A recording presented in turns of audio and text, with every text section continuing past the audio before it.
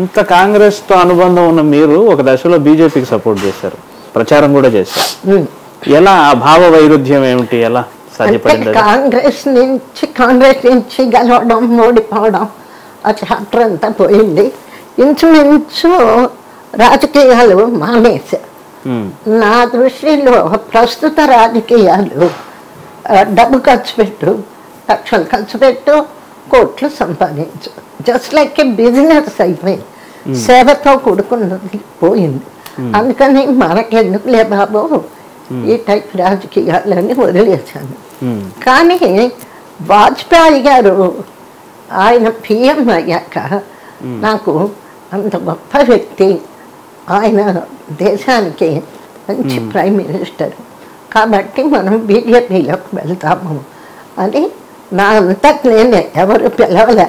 కాంగ్రెస్లో అయితే ఇందిరాగాంధీ పిలిస్తే వెళ్ళాను, బట్ బీజేపీ ఏం పిలవలేదు. కానీ వాలంటరీగా నాకు వాజ్పేయి గారి మీద ఉన్నటువంటి నమ్మకం, ఆ కాన్ఫిడెన్స్, సరైన వ్యక్తి వచ్చారు అని నా అంతకు నేనే వెళ్ళి దత్తాత్రేయ గారికి రాఖీ కట్టి రాఖీ బంధను నేను చేరుతున్నాను బీజేపీలో అని చేరాను. చేరిన దగ్గర నుంచి మళ్ళీ దత్తాత్రేయ గారికి ఇక్కడ అంతా క్యాన్వాస్ చేశాను, నలుగురిని గెలిపించా వాళ్ళల్లో కూడా.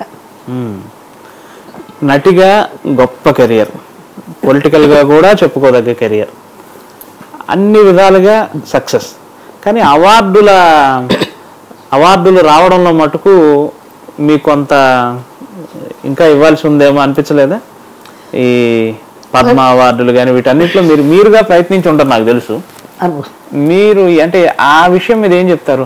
మిమ్మల్ని సత్కరించాల్సినంత సత్కరించుకోలేదు కదా తెలుగు పరిశ్రమ కానీ ప్రభుత్వం కానీ? ప్రభుత్వం చెయ్యాల, ఎందుకంటే కంపేర్ టు అదర్ పీపుల్ నేను ఒక సినిమా ఆర్టిస్ట్ని, సక్సెస్ఫుల్ సోషల్ వర్కర్లు, నా అంత సోషల్ వర్క్ చేసిన వాళ్ళు సినిమా వాళ్ళలో ఎవ్వరు లేరు.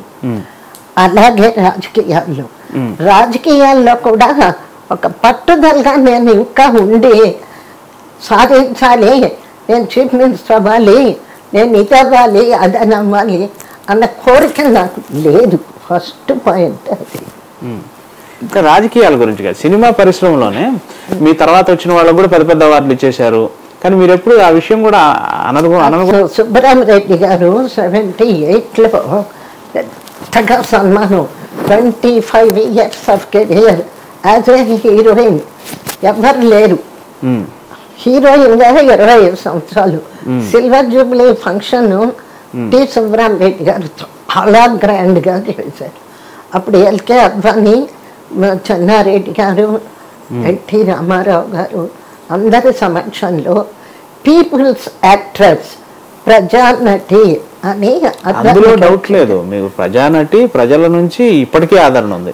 నేను మాట్లాడేది దాదాసాహెబ్ ఫాల్కేలు, పద్మ విభూషణలు, అవన్నీ పైరవీలతో వస్తాయి. కరెక్ట్గా చెప్పాలంటే అక్కడికి వెళ్ళి కూర్చొని ఎవరు చేస్తారు పైరవీలు? పద్మకు ఉండేటువంటి విలువ కూడా పోయింది. అంటే నాకు రాలేదని జలసీతో చెప్పడం కాదు, మీరు కూడా కొన్ని స్టేట్మెంట్స్. ఎస్ జానకి గారు నాకు పద్మభూషణ్ ఇస్తే నాకు వద్దు పొమ్మనింది కదా, ఇస్తే భారతరత్న ఉండని అడిగేసింది ఆవిడ. వాల్యూ పోయిందండి, ఎందుకంటే కొంతమంది అనర్హులు కూడా వెళ్ళిపోయే స్థితి వచ్చింది. దట్ ఇట్ షోస్ ఆ పద్మశ్రీ కానీ పద్మభూషణ్లు కానీ వాటి వాల్యూ దిగజారిపోయింది. అట్లాంటప్పుడు రాకపోయినా ఇబ్బంది లేదు. నమస్కారం, నేను జములని, మీ అభిమాన నటిని. నా ఇంటర్వ్యూ యమునా కిషోర్ గారితో ఐ డ్రీమ్లో చూడవలసిందిగా కోరుకుంటున్నాను. All the best.